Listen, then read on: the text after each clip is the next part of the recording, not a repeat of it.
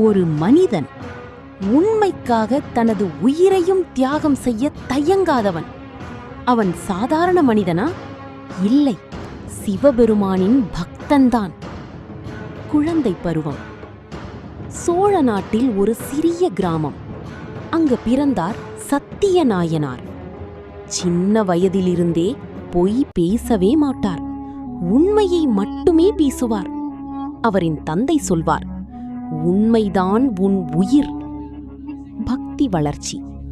அவர் வளர்ந்தபோது சிவபெருமானின் மீது கொண்ட பக்தி அதிகரித்தது. தினமும் கோயிலுக்குச் சென்று ஓம் நமச்சிவாய என்று ஜபிப்பார். மோதல் ஆரம்பம். ஒரு நாள் ஒரு பெரிய செல்வந்தர் அவரை சோதிக்க முடிவு செய்தார். நீ உண்மையை மட்டும் பேசுவாயா, பொய் பேச முடியாதா? சத்தியநாயனார், என் உயிரையே எடுத்தாலும் நான் பொய் பேச மாட்டேன். திருப்பம் ஆரம்பம். ஒரு நாள் ஒரு திருடன் ஓடி வந்து அவரிடம் மறைந்து கொண்டான். அந்த நேரத்தில் காவலர்கள் வந்தார்கள். அவன் எங்கே? இங்கேதான் பெரிய சோதனை. தார்மீக மோதல். அவர் மனதில் 2 குரல்கள். உண்மை பேசு, ஒரு உயிரை காப்பாற்று. அவர் திகைத்தார். முடிவு. சத்தியநாயனார் சொன்னார், அவன் இங்கேதான் இருக்கிறான். காவலர்கள் திருடனை பிடித்தார்கள். குற்ற உணர்வு வலி. அவர் மனம் உடைந்தது. நான் உண்மையை காத்தேன், ஆனால் ஒரு உயிரை இழந்தேன்.